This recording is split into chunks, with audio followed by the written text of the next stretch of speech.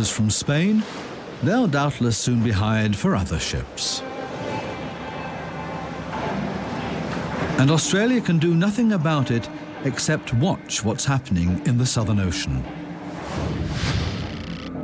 So, can you explain to me these boats? But the legal fishermen aren't prepared to accept this.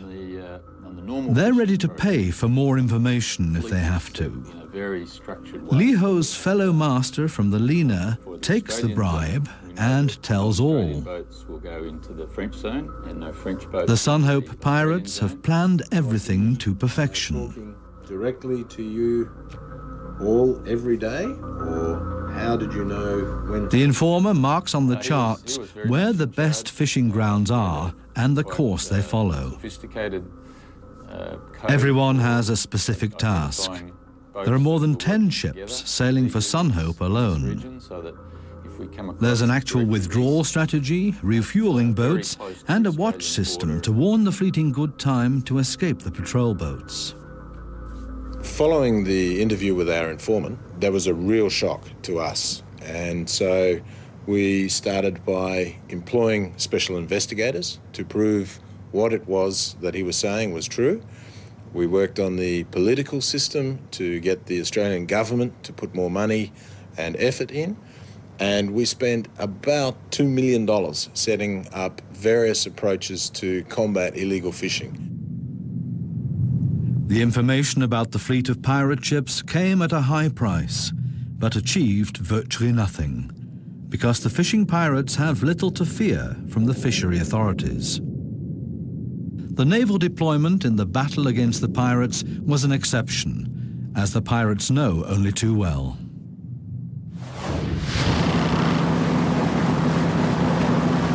On the 7th of August 2003, just 18 months after the seizure of the Volga and the Lena, the tension mounts. The Australian patrol boat finds another pirate ship, this time under the Uruguayan flag. The Southern Supporter was on patrol and came across the Viasa and asked it to stop, demanded that it stop. It ignored it and took off through the ice floes, very, very dangerous. The Southern Supporter followed across the Southern Ocean.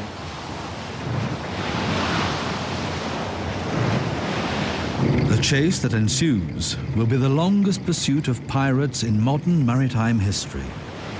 The Viasa tries to shake off the Australians by heading into waters that are highly dangerous.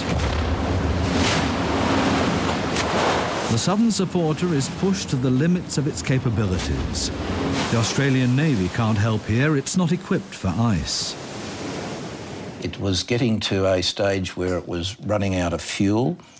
We knew, but nobody else knew, that there wasn't so much as a cap pistol on board. It was an unarmed vessel, but it kept following the Viasa. It passed under South Africa, heading to its home port of Montevideo in Uruguay. Who will give up first? The Viasa feels safe. She's no longer in Australian waters, and time is on her side.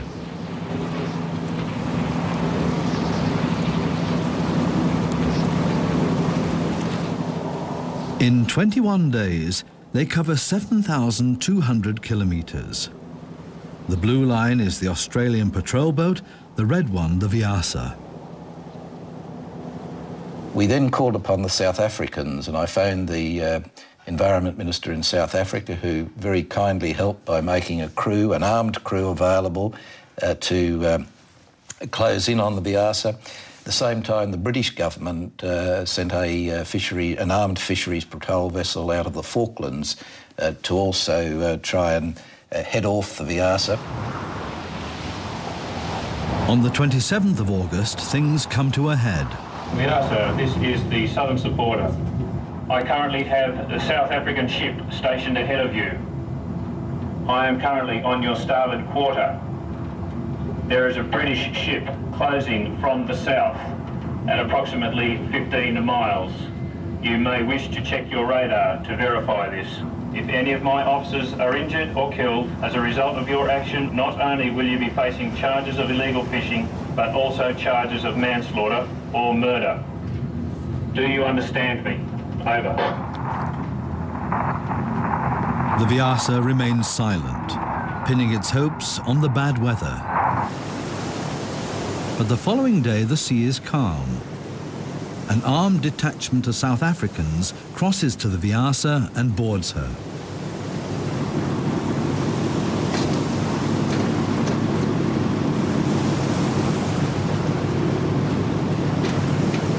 "41 crew members are arrested, and 97 tons of Patagonian toothfish are seized.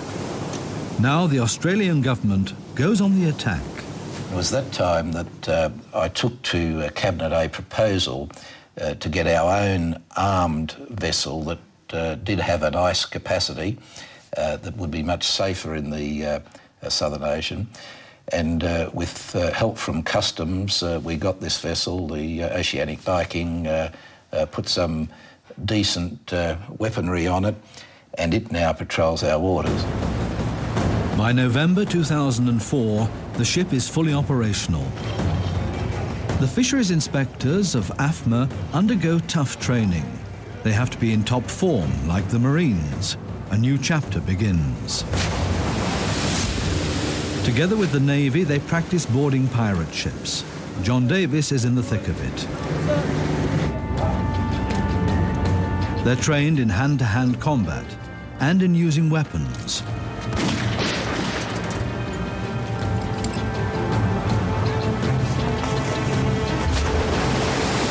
And they also practice the risky maneuver of refueling in heavy seas. Never again must the pirates be able to shake them off.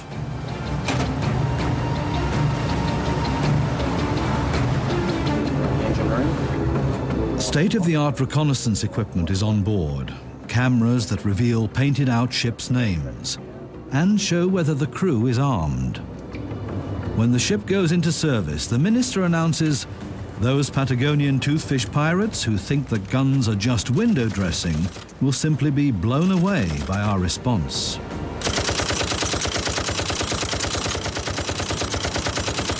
I think this is an excellent outcome, to be quite frank about it, because we went from an unarmed capacity, deterrence only, now to an ongoing and agreed enforcement capacity with what I think is a very good vessel, a very good team of armed officers and trained officers in customs, and well-trained fisheries officers.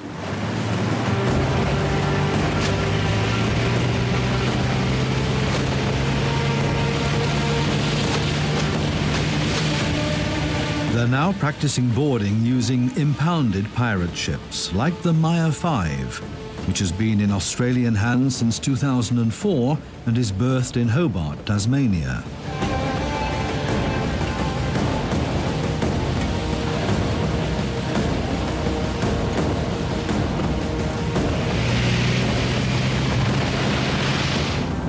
On the 6th of September 2005, all the practice pays off. The first success. The Oceanic Viking arrests the pirate ship Taruman, which is sailing under the Cambodian flag. The fisheries authorities demonstrate that they're now fully equipped and ready for the fray. Eventually, with the arrests we made, the word got around to the illegal fishing vessels that it wasn't worth the effort going into Australian waters. We're not detecting boats inside the Australian fishing zone anymore, though I would stress that on every patrol we do, there are vessels in the nearby area and vessels that are known to us in terms of their IUU or illegal activity. The attack on the marine ecosystems is such that the world really needs to do something about that. And we certainly hope that the part Australia played in the fight against the illegal take of Patagonian toothfish can be a precursor to international action to save the rest of the marine ecosystem that is still under danger. Nowadays, the pirate fleets are active elsewhere. They carry on their business everywhere on the world's oceans where the controls are lax, or where the pirates are not spotted at all, as off the coasts of developing countries. On the high seas, they transfer their booty, tuna fish in this case, to